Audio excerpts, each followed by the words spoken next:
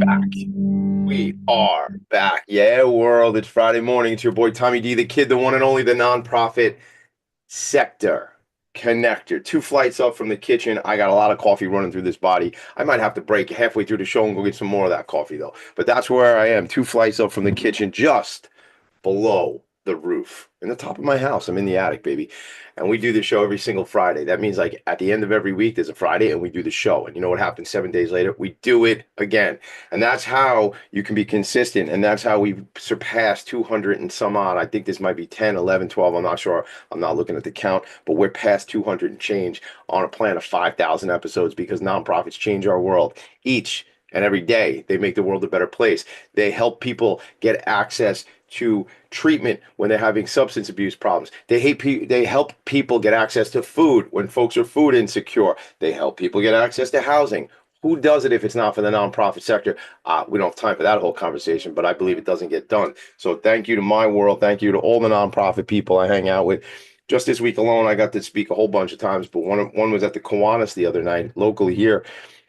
And I was just saying, like everything crappy is out there if you want to go find it and you want to go stay there and you want to like focus on that. And everything wonderful and beautiful in the world is there too. Where's your choice? Where do you want to go? I want to hang out with the people who are the change makers. I want to hang out with the people who are doing the good work, who are going into community and supporting the people that need that. My new friend, Chris Hennessy, is here from the organization The Raven is here. What's up, brother? What's going on, man? What's going on, man? Thanks for having me on. I appreciate it. Absolutely, absolutely. So I got to give a little backstory. Sometimes, gang, I'm in the attic late night, and sometimes I'm like tooling around on the internet, trying to like see what's going on. And I was working one night up here, and I just catch something go live on LinkedIn, and I was like, oh man, let me just watch these guys. I don't know what they're talking about. It was a guy called Chris Hennessy and another guy called Chris Leahy, right? That Yep. was you. It was Chris Leahy you were interviewing that night. So I was just watching you guys, and I was like, it's interesting how life happens because the program that you do is called Ending the Stigma, right? Like that's one of the things Yeah. you're involved with. And I'm wearing my Yeah. t-shirt called hashtag Ending the Stigma Together. So I'm like, wow. So I was like, all right, universe, God, whatever everybody's deal is, but it was like connection. And I was like, I got to reach out to this guy.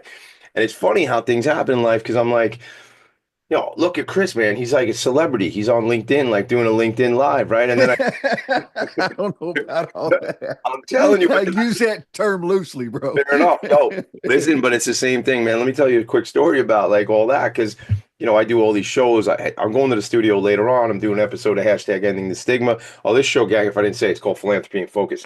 We're doing a show Ending the Stigma, and then I do two episodes of Long Island Changemakers this afternoon. And dude, I am far from a celebrity, just like you're saying, but like Yeah. I show up at like a friend of mine's event and they're like, oh my God, Tommy D, like, thank you for being here. And I'm like, of course, like we're friends, like of course I'll be here.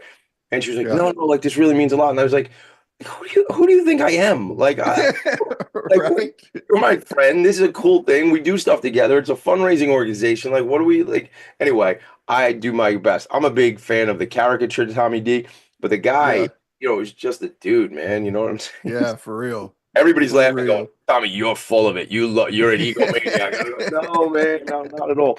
But this show for me, Chris, when we get into the topics of discussion around addiction, around substance abuse, it's important for, I like to just point out, I'm sober now 14 years. Going into this September will be 15 years of sobriety. It's a big deal. It's like I never at 32 would have ever thought at 47 I would be saying that's where I was, but that's it. That's Yeah. true. And I don't always say I'm in recovery. I don't always coin it that way. I just say, I quit drinking a long time ago. I put that aside. That's my deal. But I realize when I'm in certain communities, it's important to call it out and say what it is, man, because it is a struggle. It is a one day at a time thing. And when I had the guys here from the No Matter What Foundation, who I cannot wait to put you connected with them. In fact, there was a little bit going on last night when you were tagging some stuff on Facebook, and I was trying to get these guys tagged in as best I could. Late night, just getting Chris, excuse me, um, Kenny and Kevin. I wanted them to know that you're coming on the show today. They're out here in Long Island. What they do, Chris, is they make sure men and women who do not have access to any resources can get into rehab and then get into sober Nice. living and vocational and stuff like that. Because what I'm learning, and I never went to rehab. I kind of just did my thing and quit drinking. But what I'm learning is some of these rehab facilities don't always have the best vision for the folks that they're serving. You know, Yep. sometimes they, Yep. For I mean, sure. these guys came on the show and it was on the show, so it's a real thing. They talked about it, but they said some of these organizations will, somebody go in for 30 days and then the rehab will drop them off back in the neighborhood and know that they're going to pick them back up in a couple days. Like that's not, that's, that's not how we do things from a human perspective. That's Not at all, man. and that's a crappy business model if you ask me, you know. But so we're, you know, this to me is important. All of my organizations and all the stuff they're doing is important. But when we're talking about people who are really in a bad spot and need support, you gotta love these types of conversations. So that's where we'll set the stage. I want to talk about you, your background. You know, when they hear you talk, they're gonna know you're not on Long Island where I am with the way I talk and the way you No. talk. It's a little different. Jacksonville, No. Texas. Didn't even know there was a Jacksonville, Texas, but I know there's one in Florida. So we're Yep. gonna get into you, your background, your story, you know, the loss you experienced and why this organization exists and the work you're doing. So, my brother, I'm glad to meet you. It's funny, I Yeah. think what I said was I think because I follow some of your other folks, like other guys that you're connected to, the husband and wife Hmm. team that run another organization, who I see. Yeah. In Memphis, Yeah, probably. Yeah. Ben and Jess Owen. yes, Ben and Jess Owen, right. So I must Yep. follow them on LinkedIn and I saw something. Yep. However, it all happened. It was supposed to happen. You and I were supposed to connect late night one time, and then you're here. So, without me talking all through the show, I do like the sound of my own voice, but I want to hear your voice especially today. Yeah. Take it away, Chris Hennessy. The Raven is here. Tell me your story, brother. Let's get into it. Yeah, man. So just I'm gonna touch on something you just said, and then I'll go back and tell my story. That's kind of one of the focuses that we wanted to eventually do with the Raven is here is have sober living houses because there's nothing in my county. It's a small rural county in Texas. You know, I joke around like you just said about the accent. I sound like biscuits and gravy and sweet tea. Um, but there's nothing here for those guys. So what good is it, or women? So what good is it going to do us if we can get somebody to rehab and in 30 days they got nowhere to go? Um, so yeah, I'm glad to hear there's other people that are thinking like that too. Yeah. Because But yeah, because this it's is a support, service. right? It's Yeah, support. It's yeah, give we can get somebody, you know, we can get them into a program, we can get them clean and get them like on the right track. But if they end up back in community without support and without guardrails, yeah, what we're human, it's human nature, man. What things yeah, happen. You get back into spots, you got to protect and build walls right around that. So yeah, yeah, what we'll do is we'll definitely take another meeting. We'll get Kevin Kenny on the call. The four guys founded that organization. I was just with a whole group of them. They brought like a dozen people to the Long Island Imagine Awards a couple weeks ago, which is a big award show we have on Long Island about nonprofits. It's a whole nother story. But you and I will jump on a Zoom. That's how, I mean, let me tell you something, man. If we weren't doing a live show right now, I would call and text them and be like, dudes, jump on this meeting. Like if this was you and me on a Zoom, that's how I right, so, so I got to remind myself, like, Tommy D, this is just not some Zoom meeting. You're actually doing a show right now. So, like, right. let's. But I promise you, I'll do text messages and calls and stuff later on to make it all Okay, happen. We'll get that going. perfect, But right on. And I love perfect. that vision that you guys have because it's about evolution, right? It's about okay, so now we're doing this, but now we got to do that, and we got to continue Yep, that support. Yeah. So thanks for bringing yep, that up. So yeah, tell me about you, yep. man. Yeah, man. I grew up in a really good house. My parents are still married. Really strong Christian household. Just, I mean, it wasn't perfect by any means, but it was a good home. It wasn't. It's not the home you would expect somebody to end up addicted to meth and in prison because of it.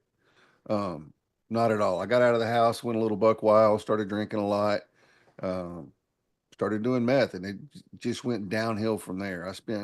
And thankfully, I didn't spend a whole lot of years out there doing it. It was maybe 3.5 ish, 4, but that was long enough. You know, it led to a 15-year prison sentence. Um, 15-year sentence. yeah, just doing stupid stuff, Yeah. multiple counts of doing stupid stuff. Yeah. So I didn't do 15 years. I did a little over 8, Mm. almost 8.5. Got out in 2016. Um, Spent about 6 months just regrouping. I didn't go to work. I lived with my granddad here on the land I live in that I'm at now. I have a tiny house on our land now. Um, and just kind of regrouped and refocused and got used to being out and didn't jump right back into working. Uh, Got out in May of 2016. In October of 2016, I went to work for an electronics recycling company here in town. A friend of mine was the CFO, or he still is. He's the CFO there, and gave him a call and was like, "Look, dude, I need a job." So he hired me. Went to work in the warehouse, checking in computers. Kind of moved around, did some different positions. They moved me into sales. Was in sales for 4 or 5 years. Moved me into logistics where I was scheduling trucks. Moved me into operations. Moved me into now I'm doing supply inventory management. So I've kind of done a little bit of everything. A little bit of everything there. Fast forward to last year. We lost my brother to fentanyl poisoning. He took an Adderall. He bought an Adderall off the streets. It was laced with fentanyl, and it killed him and another dude. Um, and like you said, the name of my live stream is Ending the Stigma. So I cleared my calendar, but for like the next 2 or 3 weeks. And you mentioned Ben and we mentioned Ben and Jess Owen. They were my first guests after my brother died. And it took me a little while to get them because they stay so busy. And I didn't know them at the time. Somebody introduced me to them. And I thought, well, I've got to do them because if I cancel on them, I'll never, it'll be 6 months before I get them back, you know? Yeah. But it was really a God thing. I'm a Christian, so you're going to hear me mention God a lot. It was really a God thing because they came on the air, had an awesome conversation. You know, they work with the fentanyl epidemic in Memphis is just terrible, man. It's awful. They're dropping, not to sound crass, but they're dropping left and right out there all the time from fentanyl overdoses. So they were very sympathetic to my situation with my brother dying. So Ben gives me his number. We text back and forth a little bit, stay in touch or whatever.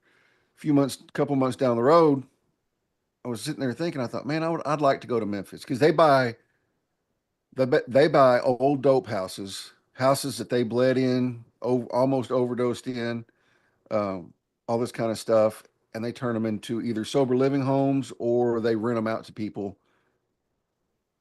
These dope house they say dope houses into hope houses. So I thought, man, I'd like to go up there and just kind of see what they're doing, help out a little bit or whatever. Texted my sister, asked her if she wanted to go. She said, "Yep, let's go." Um, so we went up there in July, and we knew by the time it was all said and done, we knew we weren't just going up there to see what was going on. We knew we were going up there to find out what they were doing, learn what they were doing, and blueprint it here in Texas. And so that's kind of what the vision has been for us, is to work with the homeless people, work with drug addicts, and work with human trafficking survivors. And then we want to eventually have some sober living houses. Um, they have an advantage on us where they were in those streets and knew the houses and all that kind of stuff. You know, I've been out of the game for so long, I don't know who's doing what or anything like that. So anyway, regardless, whether we ever buy a dope house and turn it into a hope house, we still want to have sober living houses, safe houses for trafficking survivors. Um, yeah, and that's kind of the focus of where we're headed. I love you. What a great way to sort of set where we're going today, man. There's a couple things we gotta say. Listen, my condolences on the loss of your brother. I've lost family members to an overdose.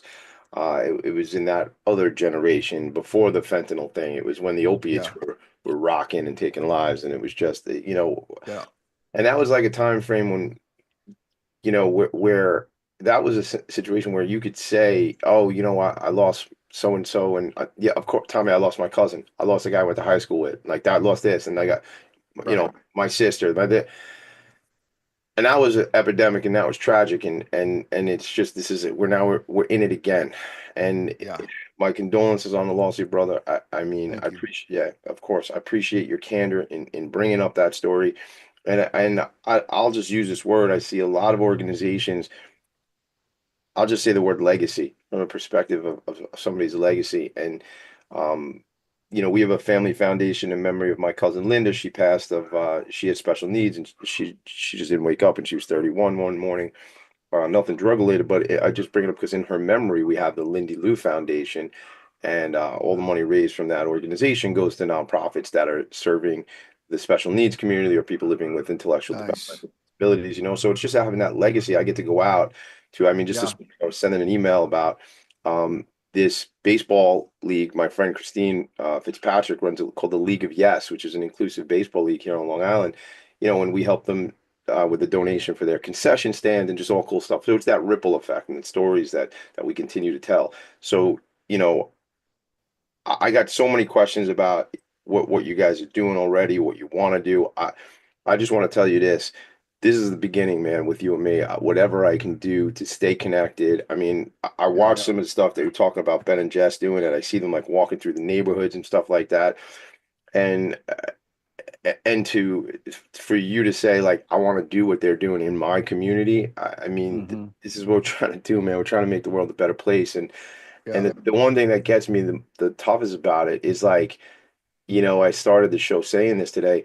It's organizations like yours that are on the front lines doing this work. And you know, I never make this show a political show, but like the deal is like those dollars are somewhere. Those resources are Yeah. somewhere. And like it Yeah. shouldn't have to be like, hey man, we're trying to figure this out here, you know, in Jacksonville, Texas. No, it should be like somebody should flood in with the resources, you know. Yeah. And anyway, Yeah. that's a whole nother thing. I'll get off my soapbox maybe later today and I'll complain about it. But the point is like it's about collabs, it's about relationships, it's about connections and you know, Yeah. like standing yeah, I think it was Lincoln. It said something about like standing on the shoulder of those ahead of me or those who've done who like kind of laid it out before. So it's learning and collaborating. So I'm just fired up to know you, man, and appreciate what you're doing. We're gonna take a quick break. We come back. I really want to ask you, you know, I have a friend, his name is Jeffrey Abramowitz, and he runs the PD Green program. Another guy you should know. They help when folks who are either incarcerated or formerly incarcerated when they come out it's all about education, this organization, PD Green program. They go into the prisons, they go into the jails, they're educating folks because, you know, like we kind of said a little bit earlier, if people come out and they don't have, we talked about sober living, if you don't have that support system, I think it's the same thing. Somebody who's formerly incarcerated comes out and they don't have a support system, they don't have, and or they can't read, they're illiterate, man, there ain't a lot of options left Right. if you're not educated and stuff Yeah. like that. There's So none. yeah, so I was looking at like your bio that we had kind of filled out some stuff, and it's just like, you know, it says due to some bad choices in your 20s. You know, same thing my friend Jeffrey Bromwich says. He says, you know, man, it's not about mistakes. He goes, I made some choices and they were bad choices, and he Yeah. did 5 years federal time. He was an attorney, and you know, just bad choices. He Yeah. didn't call mistakes, bad choices. So anyway, I'd bring all that up just to say, man, there's so many connections and so many relationships we can work on. But I want to hear about like, you know, you came after you did the time, you came out and you said you sort of like had to find out where you're going. You were away for 8 years, man. That's like Yeah. world changed, man, you know? So I'd Yeah. love if we could spend a couple when we come back from break, just a couple minutes on like that, like Yep. how old you were when you went in, how old you were when you came out, and sort of what the world looked like a little bit different. That's Yeah. cool. Yeah. Yeah, Cool. for sure. All right, good. We'll take a quick break. Tommy D, Philanthropy in Focus. Right back. Are you a conscious co creator? Are you on a quest to raise your vibration and your consciousness?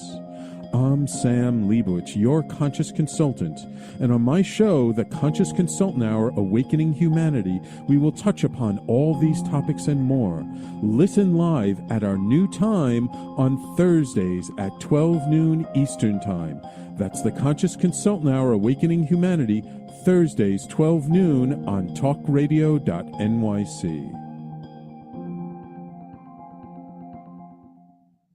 Are you a high-achieving, growth-oriented leader? Are you interested in developing your authentic leadership while creating a healthy, inclusive workplace? Hi, I'm Dr. Mira Broncu, host of The Hard Skills on talkradio.nyc at 5 p.m. Eastern on Tuesdays, where we discuss how leaders develop the hard skills needed to make a greater impact. We interview experts, have live coaching, and tackle these challenges. Listen to The Hard Skills on Tuesday at 5 p.m. Eastern on talkradio.nyc. You're listening to Talk Radio NYC. Uplift, educate, empower.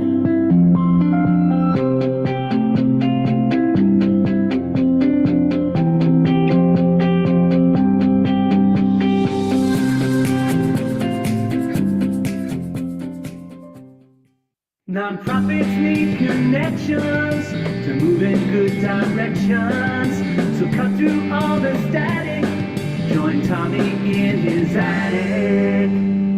We are back. Your boy, as I like to say, the kid. I tell my kids, yeah, they call me the kid. My kids go, Dad, no one calls you the kid. And I go, Stan, man, they do. They call me the kid. And I'm like, maybe it's just me. And then I'll just try to drop it into Spanish. I go, El Nino, because I'm like a hurricane, baby, because I'm like a natural disaster sometimes. Chris Hennessy, man, I see your shirt, your t-shirt says love. What's it say? What does it say? It says, all right, so love, it says love endures. And this is actually a picture of one of the very first times we went out looking for homeless people. We found uh, a girl and her boyfriend were sitting there under a bridge. They were both high on meth, tweaking out, and this was graffitied on the column, just Love. like that. Yeah, just like that. Wow. And so I went out there and took a picture of it and put it on a shirt and put it up in our merch So store. you got that's in the store? Yeah, it's in the store. All right, shout that out. I'll definitely pick up one of those. Bro, let me tell you what I'm about. Yeah. I'm about hoodies, man. Like I'm all about the We got hoodies. Yeah, Every design we have is in a hoodie. it's a good thing because I can't walk past a spot that has like a hoodie from one of my nonprofits without buying one, man. I'm like, it's Yeah. just, and I don't know about you, but I don't know what the weather is annually, like throughout the year down in Jacksonville. But I tell you, in Long Island or on Long Island, I like to say here, we get all 4 seasons, and the one that comes with all snow, I don't really dig that one, but Right. I could do without it if I never saw another snowflake. But like, I love to wear best outfit, shorts, flip flops, and a hoodie when it's just a little chilly out. Like you need a hoodie, man. So I rock a lot. There's no more place to put the amount of hoodies I got. So it's Yeah. Good. Yeah. Hey, I well, noticed you wear wristbands too, man. We don't have them in the store, but send me your address where to send them, and I'll send you some of oh yeah, ours. yeah. This one actually, so Yeah. this thing I'm wearing right here, this one is like the wristband. It says NAMI QN, NAMIQN.org, which is National Association of Mental Illness, Queens, New York, Queens, Nassau. So I'm actually going to their dinner. But then all these beaded stuff, my kids buy me these. I love to have this one here, actually. This one says Unstoppable. It's like it Yeah. looks like a little bit like a little kid, like a little girl would wear it, but I actually bought it from one of my nonprofits, Family and Children's Association. My buddy, Dr. Jeff Reynolds, he's on an episode he's been on Philanthropy Focus, he's been on Long Island Changemakers, and he's been on Ending the Stigma. He's a big time leader here on Long Island as it relates to nonprofit, it relates to mental health, and just a great guy. So yeah, so I love I don't like to blend, man. You know what I'm saying? Like Right. I don't really blend in well, which is by design. Yeah, for sure. So we got to get some of the swag. Well, by the way, gang, you can go to the website, which I'll share in a little bit, but it's theravenishere.org, theravenishere.org. And then there's a link right up top that says merch. And you guys got really cool stuff. So we'll get into some of that too as we go through the show. Chris, you made some bad choices, we said, right? And you ended up Yep. getting a sentence 15. You did 8. I mean, 8 years. That's not a joke, man. Yeah, how old man. were you when you went in, and how old when you came out? I was 27 when I went in, Right. Yeah. and I was about to be 30. I was 35, so I was fixing to be 36 whenever I got out. I mean, and that's like, had you So ever? let Yeah. me put this into perspective for Please, you. thank you. Everybody was rocking the Motorola Razr. Okay. Yeah. The iPhone had just come out. And Nobody had them yet. when you went in, When I went in, yeah. Yeah. When I got out, it was the iPhone 7. So Yeah. think how much technology had changed. I'd never even seen a smartphone. so let me ask you that, because I don't understand. I don't have that paradigm in that context, fortunately. I watch TV, and you see things on TV, and a lot of stuff is fabricated. But like, is it really that, for lack of a better word, disconnected? Like you really don't know what's going on, like technology wise in the world, what's going on out in the Just outside? really, I mean, all you really know is just seeing commercials on TV, Yeah, right. you know.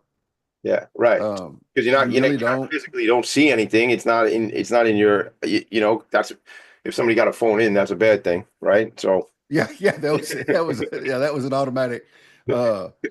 Actually, while I was my first couple months in, they locked the entire state down because somebody had a cell phone and called like a senator or a governor or something, called a politician complaining about something. They locked every unit in the state down and did a search, and then they passed a bill the next house that it was a felony to have a cell phone inside a Texas oh, prison. wow. So it Wow. wasn't just you go to SAG for 3 months, Right. no commissary for 90 days or whatever. They made it a felony, like Wow. So you're while I was in there. if somebody's already in and then you catch a forget about it. Okay. No, Yeah, yeah, that's a game changer. But again, this is yeah, Texas, right? yeah. This is Texas. Yeah, yeah. Wow. All right. All right. So you come out like you sort of don't really have context, and you said you kind of just my words, not yours, but you kind of just chilled out, trying to regroup. I think you said I trying to did. figure out what was next. I mean, before though, did you have? I mean, obviously you're into the meth, and probably got the fact that you went away. You did some things, right? So. Hmm. Um, did you have like a career path or anything like had you thought about that stuff, at 25, 26, 27, or was that a like that you had to kind of make that all happen when you came out? Yeah, I was actually a cop when I got arrested. And I hadn't been a cop very long, just a few months, but I was already like not doing things I was supposed to do. Like it was all like being a cop was a dumb career path for me because of the stuff I was doing. But so yeah, when I got out, I had no idea what I wanted to do. Yeah. Um, like no clue at all. Um, and I ended up in a pretty good place. It's Yeah. I have it all. I mean, I'm out in the warehouse now a lot with my current position, but I have an office job and make okay money for my area, and it's Yeah. it's it's been really good. That's great. Yeah. I mean, and that's, that to me, I think, you know, in this country, I can't get into the mass incarceration and how terrible it all is, and Yeah, that whole thing. I could, but we don't have the time. I want to talk about other things, but I just think like you did whatever you did. You made your choices. You did your time. Okay, now let's get back on track. And I let's think do we it. in a lot of cases we're evolving to that. But I mean, even like even 15 years ago, I feel like if you filled out a job, anybody, if a person filled out a job application and said they either did time or they had a felony, it was like they're not even getting a second look. Now, Yeah, certain organizations are like, listen, we want to pour into those people. We want to take care and look out for those people and support folks who have been in the system. And then I think as a society, we're like, or I'll say this, what we should be doing, if we're not doing it everywhere, is going, okay, you did it. Now you're here. Let's get back on it. Let's get after it. Let's get you back on track. So, yeah, it should be a second opportunity or to absolutely, man, grow and expand. absolutely. Yeah. And that's originally how my show "Ending the Stigma" started. Was I would bring people on that, and I had a co-host back then.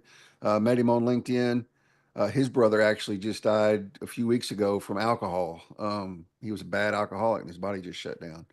But that's how it started. We'd bring people on that had anything to do with any kind of justice related, whether they were on probation or whether they were a family member of, someone who had been incarcerated, struggled with addiction. I had a former Texas warden on, and he and I are really good friends now. And he actually, um, he actually is going back to school to get his law degree to become a criminal defense attorney at Wow. 55 or 60 years old, man. Because he Yeah. saw, he went to work when he was 18, worked death row, and retired as a warden. So he saw grandkids of people he had when he was, in his early on in his career coming through.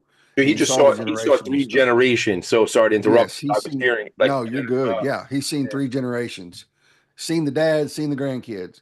oh my, Um, so he talks a lot about generational incarceration and um, and now he's going trying back to to what you said about mass incarceration. Like I love my state, I love Texas, but we are a hang 'em high state. There ain't no slap on the wrist for nothing, and that's my hang up with the justice system in Texas.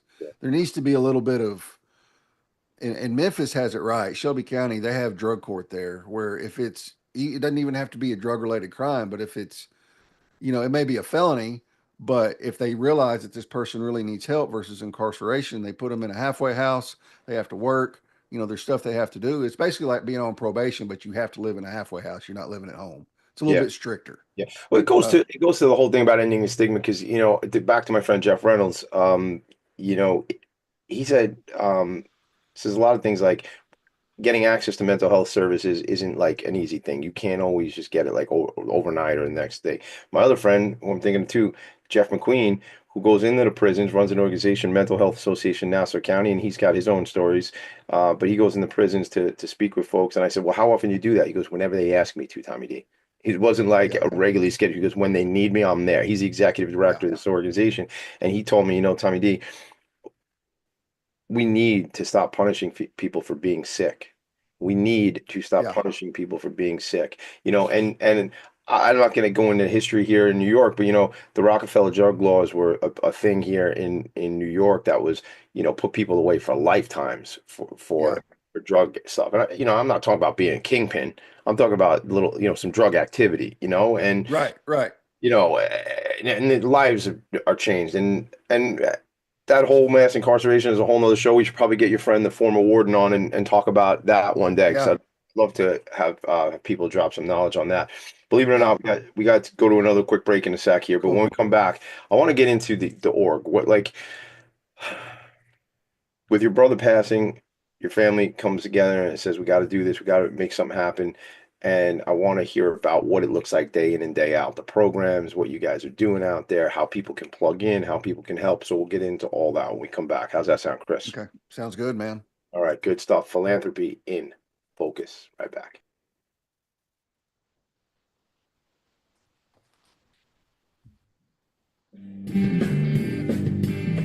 Hey everybody, it's Tommy D, the nonprofit sector connector, coming at you from my attic. Each week here on talkradio.nyc, I host the program Philanthropy in Focus. Nonprofits impact us each and every day, and it's my focus to help them amplify their message and tell their story. Listen each week at 10 a.m. Eastern Standard Time until 11 a.m. Eastern Standard Time, right here on talkradio.nyc. Hi, I'm Linda Marcanico. The A Train to Sedona is a memoir about my journey to love and compassion. It's also the name of my new broadcast on Wednesdays at 12 noon. When we are spiritual, we embrace possibilities and ideas, which strengthen our mind, body, spirit, health, and wisdom. On the A Train to Sedona broadcast, I plan to interview guests who embrace these expansive practices. Join us on Wednesdays at 12 noon on Talk Radio New York City. You're listening to Talk Radio NYC at www.talkradio.nyc. Now broadcasting 24 hours a day.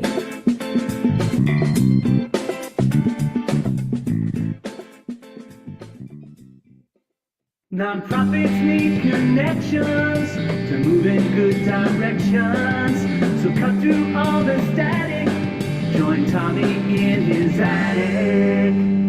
Up world, it's your boy, the one and only Tommy D, and we are here at the top of the house. The attic, the whole thing. All right, fentanyl, tragic. It is a tragic situation in this country, man. It's a tragic situation, and I'm sure it's going on in other countries too. We're going to talk about the organization. I just shared the website while we were at break. If you're in listen-only mode, as they say, go to the website, theravenishere.org, theravenishere.org. I highlighted this quote. It comes from the verse Luke 12:24. It says, "Look at the ravens. They don't plant or harvest or store food in barns, for God feeds them, and you are far more valuable to him than any birds." Why is that a driving force behind this organization, Chris? Well, we knew, so that's kind of the lead into how we got our name. Ben and Jess, I do. So Ben and Jess with We Fight Monsters, their logo is a sparrow coming from a similar verse in Matthew. So we knew we wanted kind of a nod to them. We're not going to duplicate exactly what they're doing, but just as a nod to them, they're our sister organization. They've taken us under their wing. We wanted a bird for our emblem. So my sister started researching biblical birds, ran across that verse. The addicts, trafficking survivors, prostitutes, homeless people, society has a tendency to drive by, turn their nose up. Well, the Bible says humans, people are more valuable than any bird. If he takes care of the birds, and he uses people to take care of people. So that combined, there's also a story I don't remember which book it's in the Old Testament, where the prophet Elijah was hiding out in the wilderness from a queen who was trying to kill him, and God used a raven to take food to him. So like that raven, we're taking hope and light to somebody in the wilderness because they're more valuable than any bird is. So that's on our wristbands. It says the raven is here, and it has the raven. Yeah. It says the raven is here, and then on the backside It says more valuable than any bird. Um, so that's kind of where we got our name. That's the driving force behind it. You know, a lot of people, I did a post about this the other day. It was a song that really spoke to me, and I posted the song and talked about it for a second on Facebook and LinkedIn. But you know, when you see the guy holding the cardboard sign, how many times have we said, man, if he could stand there all day, he could get a job? Mm. Well, the truth of the matter is, we've never walked 2 steps in that dude's shoes, let alone a mile. So we don't judge. We meet people where they're at, not where we want them to be. That's also on a shirt.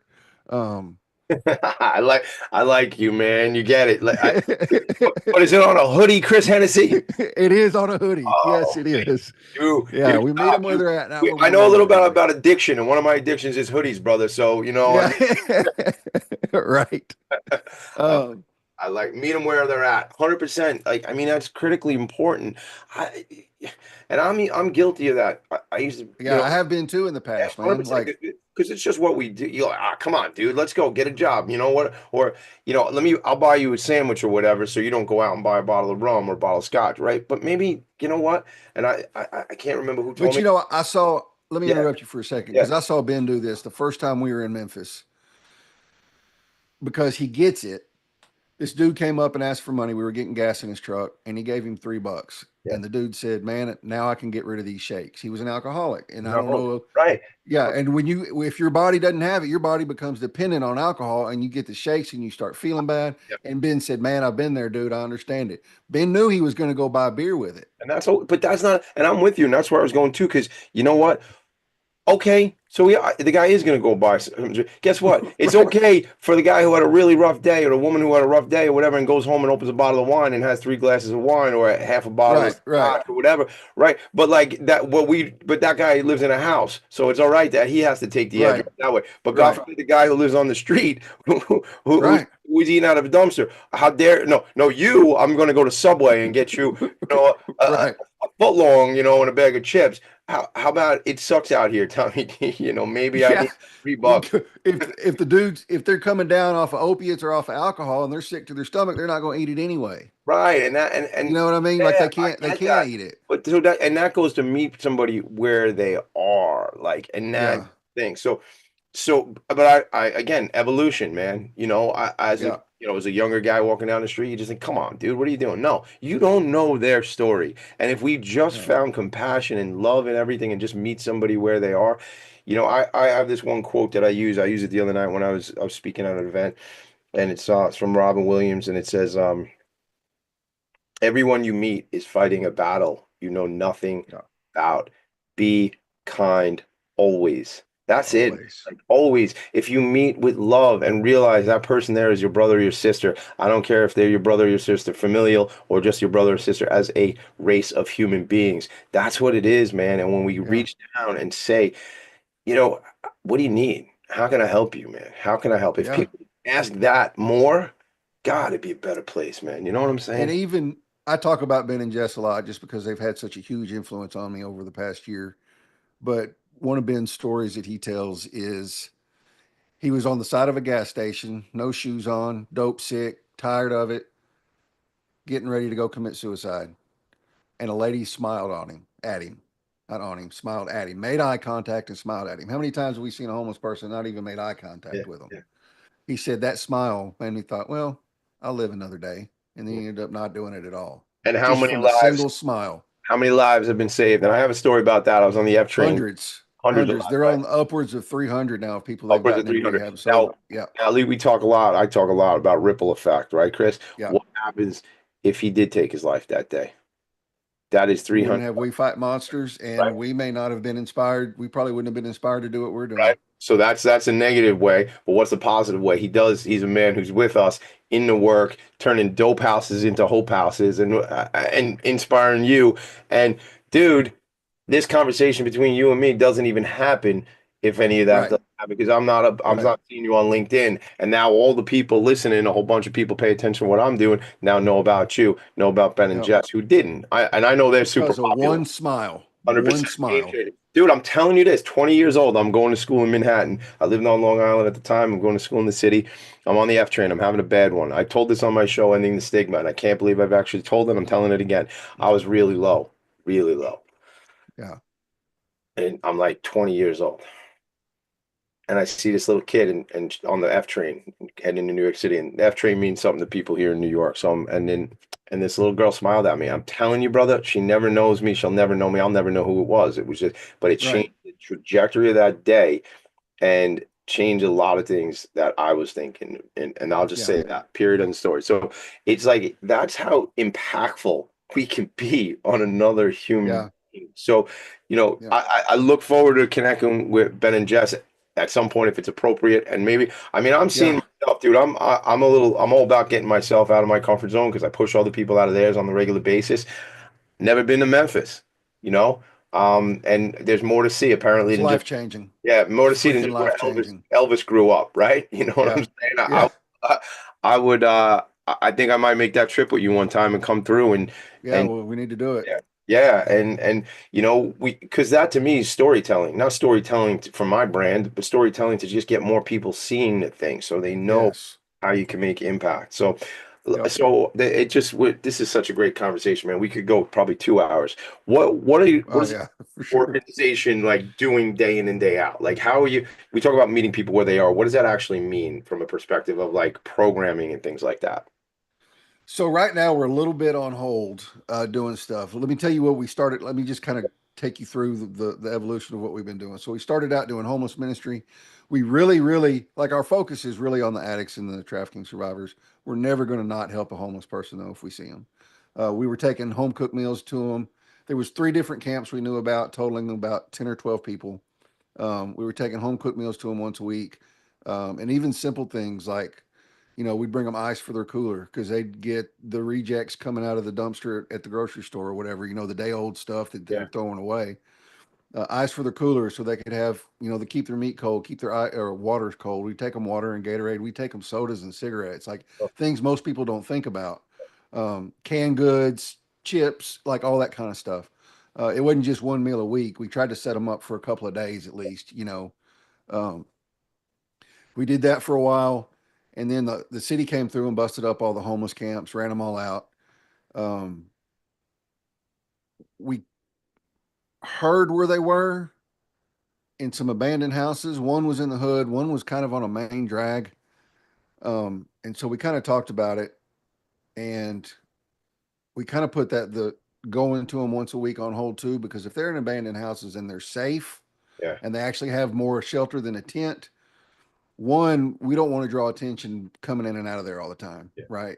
You know, Yep. rolling up 3 SUVs deep Yeah, in well, right, in right, and there's somebody's seeing all this activity, and the neighbors are going, "Whoa, whoa, that's an abandoned house. What's going on?" Right, forget it, and then they're yeah. back out on the street. And then we didn't want to be trespassing either. We didn't want to cause problems with the city. Yeah, Because we want to work to build a relationship with the city. We don't want them going, we all are trespassing. These dudes were yeah, trespassing. yeah. So, and I honestly hadn't even seen them out on the streets lately. So I don't know where they're at or what they're doing. And I drive around periodically and look for them. We've made a few trips to Memphis to help them out. The goal, like I said, is to have some sober living houses, halfway houses. And that just comes down to funding. And we're still waiting on our 501c3 to be approved. So I hadn't pursued any grants, haven't pursued anything as far as funding goes, because I want to have that. I don't want to say I'm pending. I want to have Yeah. that solidified before we start doing it. When when Um, we're having one of our offline Zoom meetings, I'm going to get you sorted out with some connections and things to see about expediting. okay. So we'll talk about that. Yeah, because I filed it in September. I need to call them. It's just working during the day. It's hard to Yeah. carve that time out to call the IRS. And Yep. anyway, that's just like getting a tooth pulled. Yeah. So, and I need to set up, one of our board members works for the probation department. She's a receptionist, and she told the head of the probation department what we're doing, and he was super excited about it. So, going to set a meeting up with him and kind of use him, see what their needs are. Do they need somebody that's on probation that needs a little more intensive supervision other than living at home, but live at a halfway house or a sober living house. And so he's all for that. So getting that set up, and then really it's just getting the funding to get a place. So there's, like I said, the 501c3. Once that's done, I'll start looking into grants and see if there's any federal funding or start. looking at all that. I think and you could get all that sorted out. What I'm hearing that I'm most excited about is the way I'm the nonprofit sector connector, right? So I'm hearing you networking. I'm hearing you talk about the guy Hmm.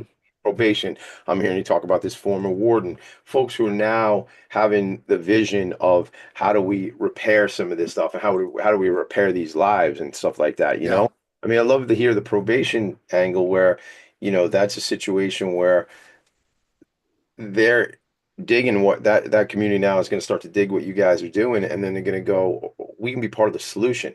The probation people probably don't want to get guys jammed up and put them back in the system, right? They want to No, get they don't. right, but if you don't have the right resources for them to make the right referrals, whether it be for mental health services or addiction treatment, etc., uh, then it kind of like in a spot. But if you can provide, so if let's just put myself in that position, if I was somehow connected to probation system, I want to make the right referrals, man. So I know I can get these guys Right. over the Raven is here, and they're gonna hook them up with Silver Living, right? So now I know the person I'm working with who's on probation is going to be better suited to not get jammed up again and not get back in the system. Right.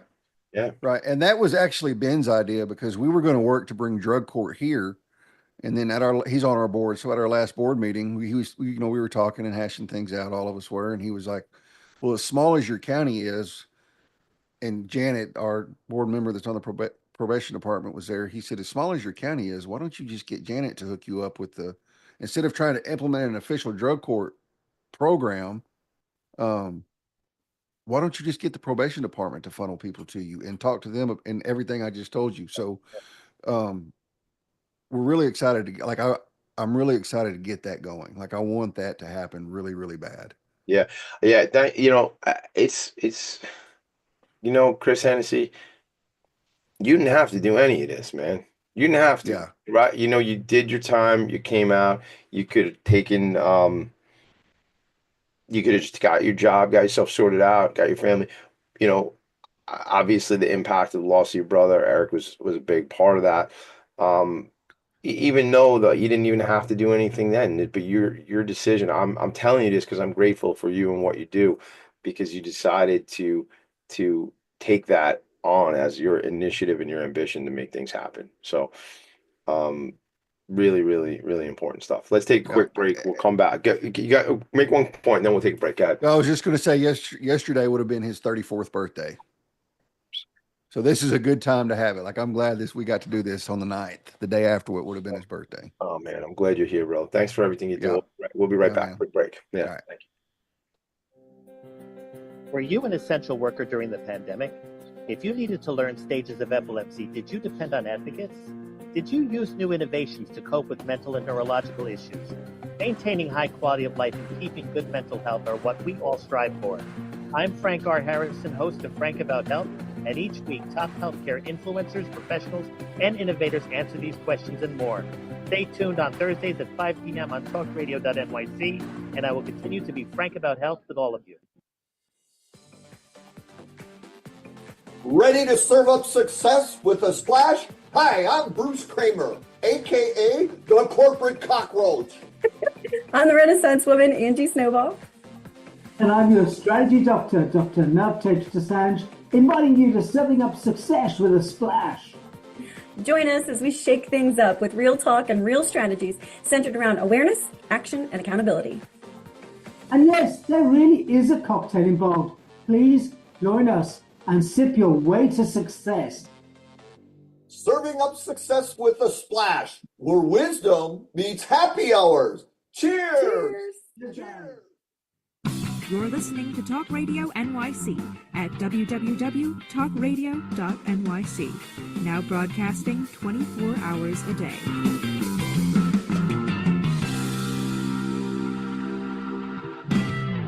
Nonprofits need connections to move in good directions. So cut through all the static. Join Tommy in his attic. We're back. We're back. Cut through the static, baby. Let's go. Chris Hennessy is here, and Yeah, the man. man is here. So I was just sharing. That's a picture of your brother Eric right there that I was sharing, right? Yep. Yeah. So Yep. would have been 34. God bless, man. So, again, my condolences and sending love to the family. I gotta get myself one of those Love Endures shirts. Yeah. And that Deuces, like that was his signature move. Like we have a ton of pictures of him doing that. So on all the hats don't have it because I can't figure the place we use doesn't let us embroider on the side, but all of our shirts, everything else has, when you see that Deuces on there, that's what it is. That's his That's thing. That's that's his thing. yeah. I'm gonna actually share that while we're talking. Yeah, man. I'm gonna go to the merch spot right now. We had somebody in our family who we lost, and he used one finger, and that was his signature. Ready? It wasn't Deuces. It was a single. Right? But there's many pictures of a very good close friend of mine who always would flash you the bird, as we say here. Yeah. Here in New York. So I don't know if I'm sharing, I'm not sharing. I'm going to try to share the page real quick. I'm getting distracted, Chris. I'm distracting myself. But like, here's some of the swag. I call it swag. We call it merch. But here's Yeah. stuff, and I see it here, like on the side arm. You got the, On the side arm.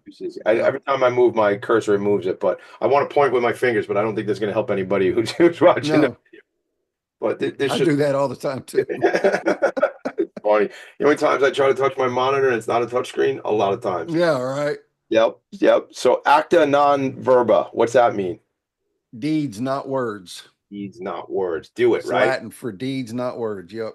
Not words. I love it, man. You Do the guys damn thing. super creative, man. Just do it. Roll up your sleeves and get it done. What do you when you think about in terms of like what you need, type of connections and stuff like that? I mean, you're gonna meet the guys from no matter what foundation.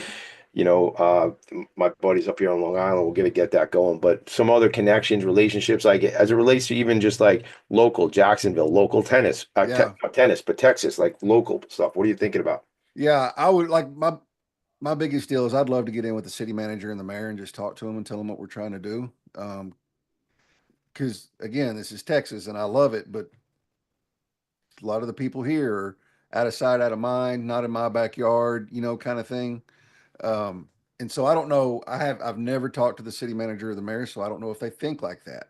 Mhm. But a lot of the people in the town do. Yeah. So I would love to get in with them and just tell them what we're doing, see what kind of support they could offer us as far as like resources or, I don't even know, but I want a good relationship with the city, for one thing. And I think maybe working with the probation department might help that. Yeah. We're already working with one county agency. Let's expand this a little bit. Yeah. If they run across people that maybe they have an officer that has a good heart and he's like, man, let's get some help. I know some people that can help you. Instead of taking them to jail for, even if they have, hard drugs, hard drugs, anything other than marijuana is what I mean. Yeah. Even if they have hard drugs, man, like, look, dude, you want some help? You tired of this? I know some people that can help you. Yeah. I mean, That's the kind of relationship I want with the city. yeah, and listen, what you're talking about, may not be exactly what's going on in Texas, may not be going on in Jacksonville, Texas, but it's going on in other parts of the country, man. There are definitely Yeah. programs like this. So I think, Yeah. where I think I could be a resource is connecting you to some folks who are doing this stuff here in New York. So it's just like, Yeah.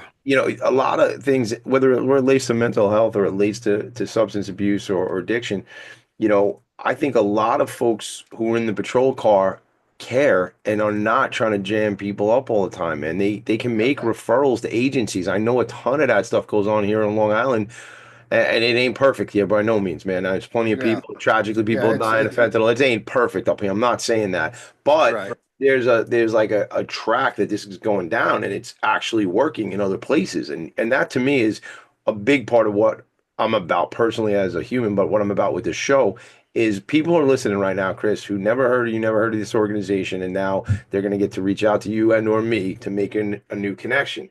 And proactively, I'm going to make connections to people up here in New York that I think can impact the work you're doing and go, dude, what about this? Here's what we did. Here's the roadmap, right? Try this, try that sort of thing, mentorship and things, Yep, for sure. Yeah. Shout out the website, shout out everything you want, the socials and stuff like that, so people know how to connect with you and get to you. Yep. So theravenishere.org. You can do everything from Hear Our Story, learn about us. You can grab some swag. You can make a donation. I will say this real quick about our donation page. It's a nonprofit payment processor. And so there's an automatic place to leave a tip for them. you can set that to 0. So if you do want to donate, don't freak out about it, or you can give them a tip. They're a great organization. They help a lot of people like us, especially smaller ones that are just getting started, waive those payment processing fees. So theravenishere.org. I'm on Facebook, Chris Hennessy. I'm on LinkedIn, Chris Hennessy. And then there's a Raven is Here Facebook and LinkedIn page. On Facebook, it's The Raven is Here. The here is all capitalized. That's how you, because there's a couple other organizations. Oh, is there? And you, by capitalizing it, it's like a different profile? Yeah, it made it different. When my sister set it up, it made it different. Here was in all caps, and Facebook accepted it as a name and not copied somebody else. Wow. All right. I'm also on YouTube. That's where my live streams are on all platforms, but I'm on YouTube too. It's at Hip is Live. So I set that up years ago whenever I was doing some live stream production.